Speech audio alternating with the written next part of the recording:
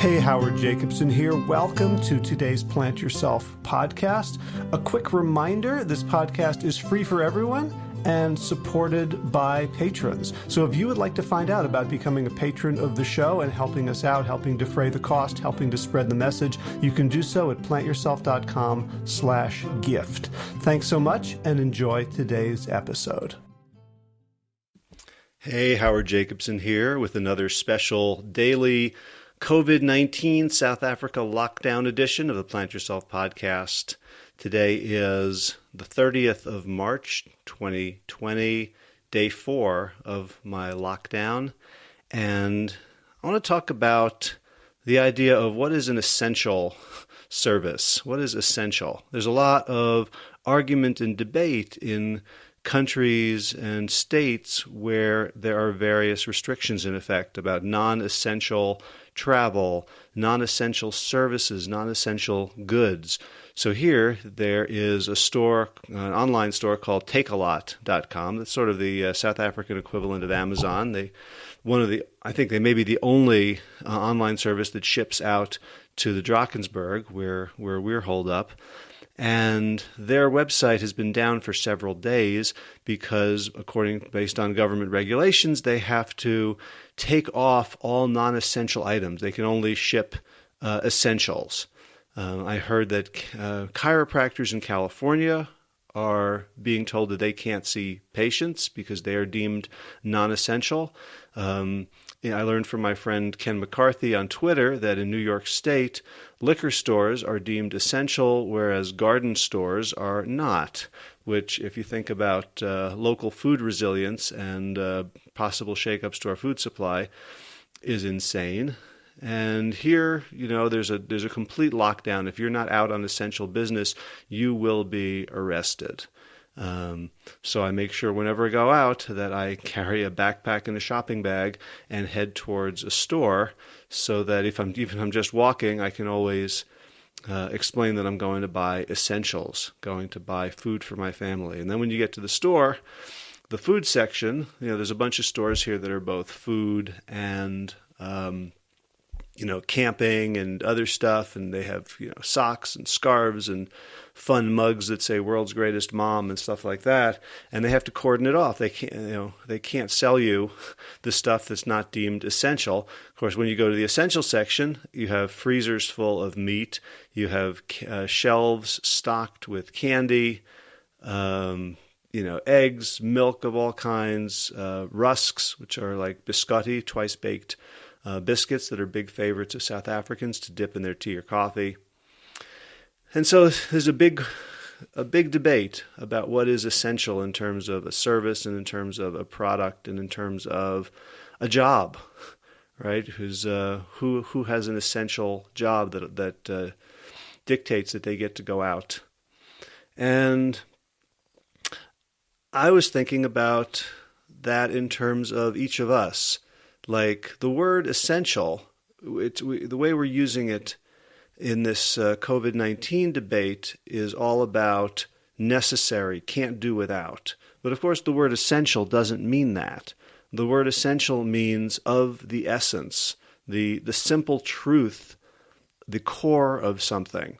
So an essential oil is not an oil that we can't do without. An essential oil is an oil that is derived from the essence of the plant. And so what is essential in our lives right now? And we can talk about that from both perspectives, in terms of what is absolutely necessary. But I'm more interested. I mean, we kind of know that, right? We need food, we need shelter. If we're sick, we need medicine, we need movement. But what is the essence of us as human beings? Because we have come of age, all of us, in a society in which there's very little essence to see or point to, right? There's most of the jobs that we do now are in front of computers, pushing buttons, looking at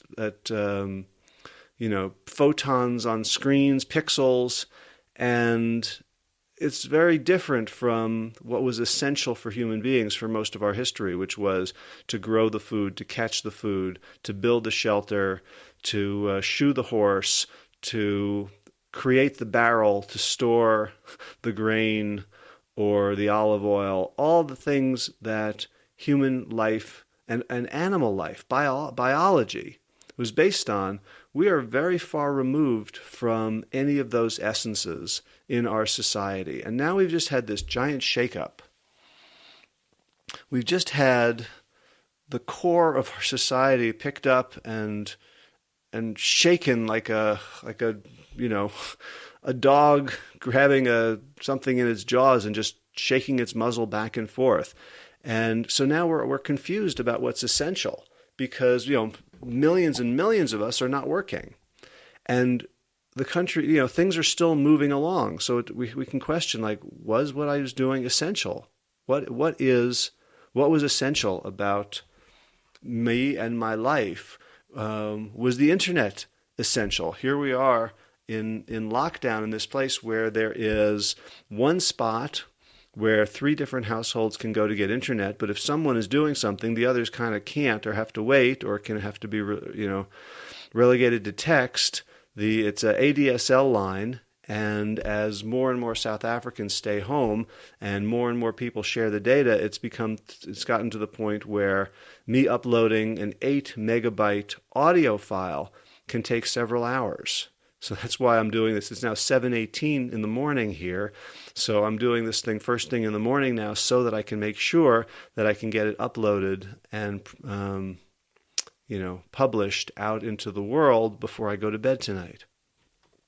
So we thought we needed internet, and here we are, doing without internet. We're not just checking our phones all the time, because our phones are just, bricks with music and old calendars on them.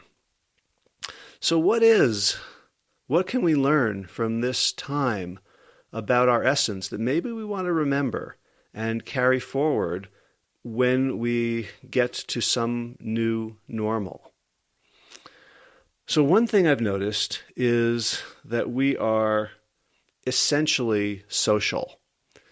And I know a lot of people who have felt very, very lonely in their lives, in their regular lives, that even if they're around people, that all of the interactions are transactional, are superficial, and people don't feel seen, they don't feel heard, they don't feel like they have time to develop relationships. This is especially true, I think, among men, although it's endemic in our society.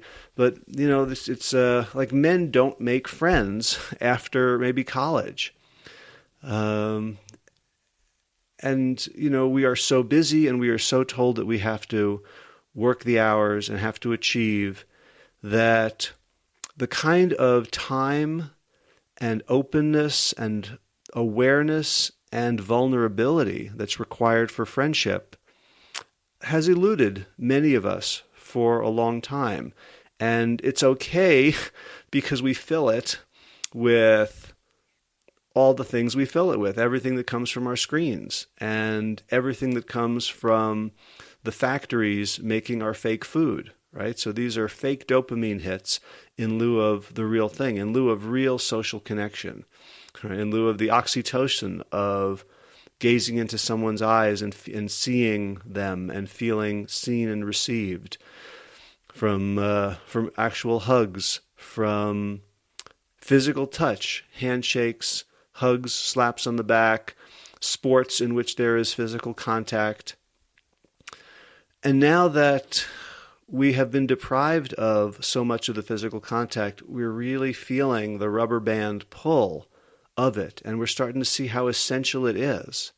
And so I'm hearing all these stories about people creating social experiences that are actually deeper than the ones we were having before. So virtual cocktail parties on Zoom, virtual dinner parties on Skype, digital worship services, people now working from home. As one psychologist on the South African news program was saying yesterday, it's not just everyone's working from home, it's like everyone is working, but they invited their family into the workplace. So we're working from our real lives. So a lot of the divisions have broken down, and we can see and we can feel in our very cells the importance of social connection, of community. of being embedded and in a sense defined by the people we hang out with and by our relationships with them, by how well they know us and how well we know them. I would put to you that is probably our central essence. And we can look at it, of course, biologically in terms of human beings did not survive on their own, and we needed the group, the herd, in order to survive. And so we evolved exquisite cues and emotions that attuned us to cooperation and to cohesion. And we can feel that in these days when you don't know what you got till it's gone, as Joni Mitchell sang in Big Yellow Taxi. And now that it's gone, we feel its loss, and we are using all the tools at our disposal to recreate it. And so I'm hoping that when this settles, that we're going to remember. We're going to remember the importance of being in person, of having a running group, of having a walking group, of practicing the kind of emotional courage, the phrase that I love that my friend Peter Bregman has been writing about for a decade, the emotional courage to go deep, because shallowness is no longer sufficient for us. And I know the world is going to want to come back with more and more. Now that everyone's gone digital, people are going to want us to stay digital, because that way we can prevent the next pandemic. And then when people who are fragmented don't come together to make social change, don't come together to fight injustice, don't come together to end factory farming, to oppose climate change, right? People who are atomized can be very easily manipulated. So it's extremely important for us during this time to work on our own emotional courage, to practice vulnerability. Maybe it's easier. I coach people typically over the phone. I don't use Skype or Zoom or FaceTime because it's easier for people to be honest and vulnerable and courageous when it's just an ear on the phone and we may never have seen each other's faces. So let's use this time to practice the kind of emotional courage, vulnerability, and desire to connect so that when this is over, that's how we fill the vacuum. There's one other thing I want to talk about in terms of our essence, and it's very much related to how we have been coping with social isolation by being so creative. And creativity is another essential human trait that we are seeing blossoming in this time of constraint. I have friends actual friends whom I've seen on Facebook, doing the most incredible arts and crafts projects. I've seen people kitting out their toilets, putting a couple of toilet rolls on top of the closed seat for eyes, and then putting cigars in their mouth or scarves. I've seen people taking up drawing. I read yesterday in a newspaper article that one of the items of food that has been flying off the shelves is baking yeast. So people are starting to learn how to bake. And people, groups, musical groups are trying to figure out how to collaborate, even with the lag time that comes from Skype and the other, video collaboration services. And people are figuring all sorts of things out. I'm part of a group of medical professionals who are sharing the latest, and we're seeing innovation in ways of just figuring out testing and ways of a short nasal swab. Last night, Governor of New York, Andrew Cuomo, was talking about a group that had developed a short nasal swab that could be an at-home COVID-19 test. I heard that the Dyson Corporation came out with a cheap ventilator. That we are seeing a blossoming of creativity in this time of constraint. People are taking up musical instruments, singing as a family, working on projects. Now that, even though we still have, the Tiger King and all this streaming on our social networks and our streaming services, and we have this, all this entertainment, a lot of us, at our fingertips, present company excluded, because it takes about 4 hours to download a Netflix 30-minute episode here. But we're seeing like now we have to make it for ourselves. We don't just open our mouths like baby birds and corporate America pours in our programming. We are regaining our muscle of entertaining ourselves, of storytelling, of expressing who we are, expressing our humor, expressing our pathos, expressing our concern, our grief, our fear, our love, our compassion. And I want that to continue too. This is not just, okay, well, so human beings can be creative when there's no other choice, right? This is again part of our essence, part of who we are. So I guess as I didn't really plan out this talk, except that I just wrote down like essential and social and creativity. But I guess what I'm saying is I'm seeing an opportunity here for us to create a new world. One of my favorite songs as a kid, I grew up in a very left-wing union family. My father was a labor organizer for before I was born. Well, when I was little, for the ILGWU, International Ladies Garment Workers Union. He was the first president of the CIO, the Council of Industrial Organizations, when they split from the AFL, the American Federation of Labor. And when I was sort of old enough to know what was going on, he was the director of communication for Region 9 of the United Auto Workers, UAW, out of Cranford, New Jersey. And growing up in that kind of family, we sang a lot of social justice songs. And of course, the classic is Solidarity Forever. And I had memorized all the words. And I'll give you the last stanza. There's I don't know, there's dozens of stanzas, but there were sort of 3 that made it into the canon. In our hands we hold a power greater than their hoarded gold, greater than the might of armies, magnified 1,000-fold. We can bring to birth a new world from the ashes of the old, for the union makes us strong. And I would say, for union makes us strong, for the social connections that we are forging now, that we have seen to be so precious, that we got distracted from, that we can build a new world from the ashes that we are living through right now.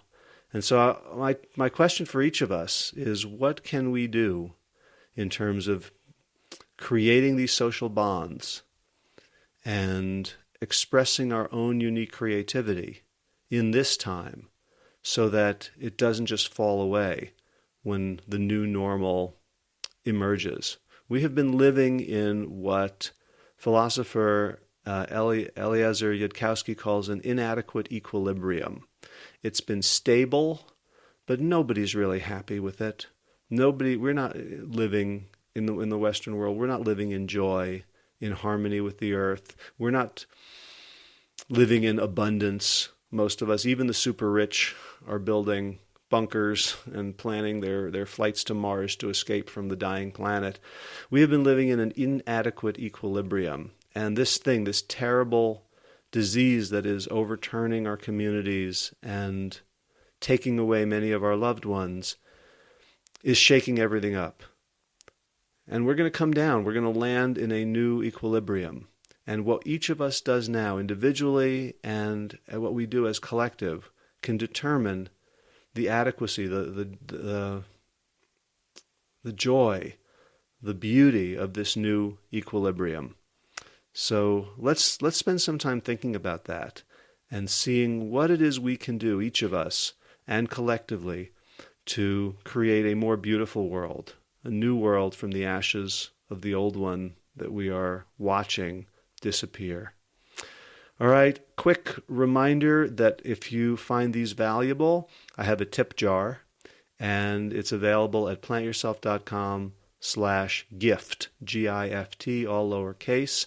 If you'd like to support my work, I'm doing these on a daily basis here in lockdown in South Africa, and gotta say, it helps. So if you have surplus, a lot of us don't right now because of the economic exigencies and Many of us are out of work, so don't, if you don't have it to spare, don't worry about it.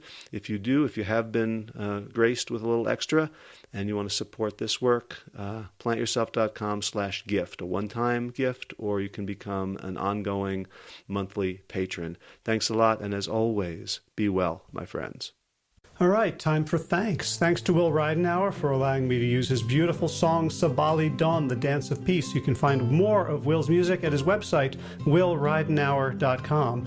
And of course, thanks to all of you Plant Yourself podcast patrons.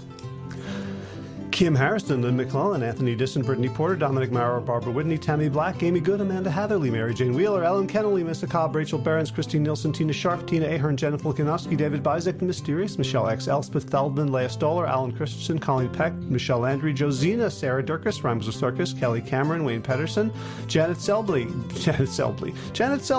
Hi, Janet. Claire Adams, Tom Franzak, Jeanette Benham, Gil Lissert, David Donahue, Blair Cyber, Dorona Vizov, Gio and Carolyn Argentati, Jody Friesen, Ruth Ann Funderburg, Misha Rosen, Michael Warbeck, The Equally Mysterious, Tracy Z, Aviva Lael, Alicia Lemus, Rebecca Hughes, Val Linneman, Rhymes with Cinnamon, Nick Harper, Martha Bergner, Susan Ahmad, Nolly Levine, The Inscrutable Harry R., Susan Laverty, The Panda Vegan, Craig Kovic, Adam Scharf, Karen Burry, Heather Morgan, Kelly Machia, Deanne Norton, Bonnie Lynch at Plant Happy Oregon, Sabina Kurtzels, Nigel Davies, Marion Blum, Teresa Coble, Julian Watkins, Breed O'Connell, Shannon Hirschman, Linda Ayat, Holm Hedegaard, Izatu Zinwa, Connie Hainline, Aaron Greer, Alicia Davis, Heather O'Connor, Carolyn Jensen, Sherry Olakoski of Plant Powered for Health, Karen Smith, Scott Mirani, Karen Jo Crabtree, Tanya Lewis, Kirby Burton, Teresa Carell, Kevin McCauley, Elizabeth Rothschild, Ann Jesse, Cheryl Dwyer, Jenny Hazelton, Valerie Peltier, Peter W. Evans, Colleen Harrison, Justin Divich, Joshua Summermeyer, Dennis Bird, Darby Kelly, Lori Fanny, Linnea Lundquist, Valerie Hummel, Emily Iaconelli, Levy Wallach, Rosamund McAtee, Dan Picorni, Stephen Lehman, Patty DiMartino, Mike and Donna Kartz, Deanne Bishop, Bill Brielf, Gunter Schmidt, Marjorie Lewis, Kelly Molden, Trish Adams, Ian Kramer,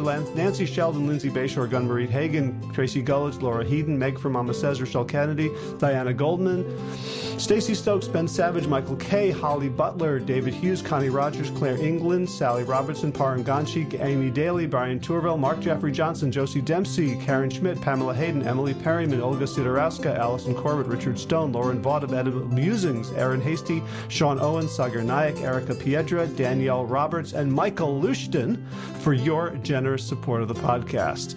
That's it for now. As always, be well, my friends.